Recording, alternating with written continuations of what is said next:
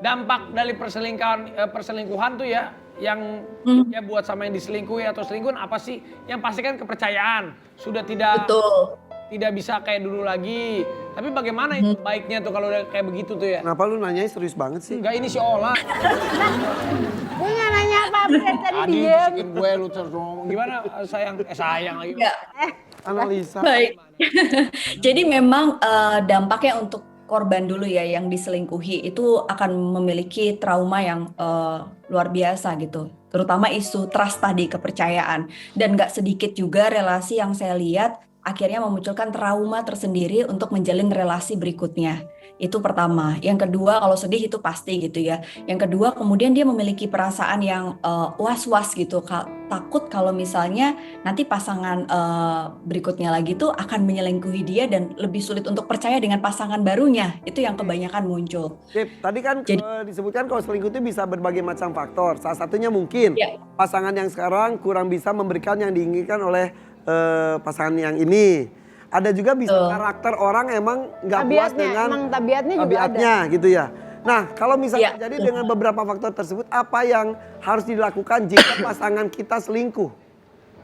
Oke, pertama memang nggak mudah gitu ya ada di posisi itu karena dihianati, dibohongi, diselingkuhi itu kayak kita tuh seperti disakiti, seperti kayak orang dibunuh gitu. Tapi nggak kelihatan proses menyakiti dan pembunuhan itu. Karena yang kita lihat adalah pada saat kita diselingkuhi biasanya pikiran kita tuh langsung meledak gitu kan.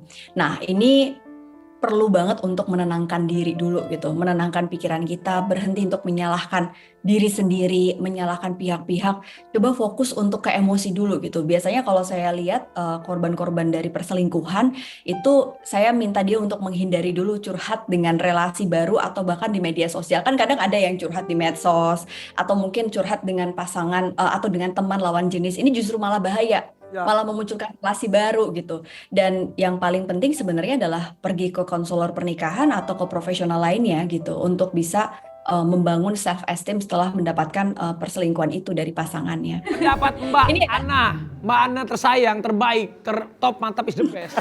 Bagaimana Mbak Ana tentang orang yang bertahan karena anak?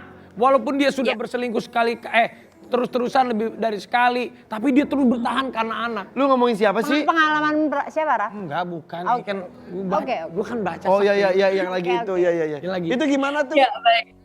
Jadi selama ini memang benar ya Mas Raffi ya, banyak orang yang mempertahankan relasi pernikahan padahal sudah ada perselingkuhan, belum lagi ada kekerasan di dalam pernikahan mereka di depan anak. Bertahan untuk anak itu sebuah pemikiran yang mungkin emosional kita sebagai orang tua. Wajar banget ya Mbak Ola, Mas Raffi gitu ya, bahwa memang kalau kita lihat ya pasti nggak mau anaknya tuh menjadi korban. Tapi ternyata ada sebuah riset yang menarik. Anak-anak korban perceraian ini dikumpulin nih dalam sebuah eksperimen di psikologi. Mereka ketika ditanya, perasaan mereka itu pada saat orang tuanya berpisah, itu tidak sesakit pada saat dia melihat pertengkaran orang tuanya di depan dia gitu. Jadi justru dampak psikologis terberatnya itu bukan pada saat perpisahan orang tuanya, tapi pada saat orang tua ini bertahan dengan pertikaian, apalagi ada pengkhianatan yang anaknya ketahui. Ini dampaknya justru lebih bahaya dibandingkan perpisahan. Oke. Jadi memang kalau memang udah nggak ini ya disudahi dengan baik-baik dan anak akan melihat konsep pernikahan yang baik. Begitu. Jadi tadi Mbak Ola nanya katanya berarti lebih baik berpisah daripada tapi bertahan. baik-baik daripada bertahan ngelihat hal-hal seperti itu. Begitu kan Begitu. ya, Mbak Ana ya?